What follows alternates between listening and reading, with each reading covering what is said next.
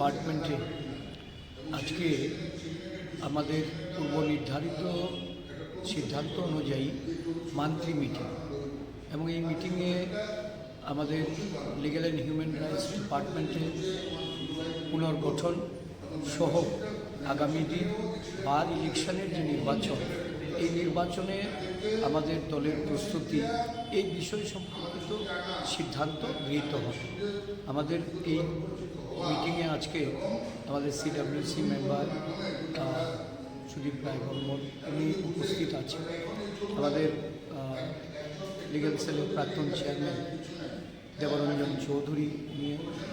এবং আমাদের অন্যান্য সদস্যরা ওরা সকলেই উপস্থিত হয়েছে। আমরা খুব শীঘ্রই এই লিগ্যাল সেলের যে আমাদের পুরনো যে আমাদের legal and human rights department, এই ডিপার্টমেন্ট তৈরি করার ক্ষেত্রে ওনারা মতামত প্রকাশ করছেন এবং পুনর্গঠন করা খুব শীঘ্রই এটা দিল্লির অনুমোদন নিয়ে আমরা করতে যাচ্ছি।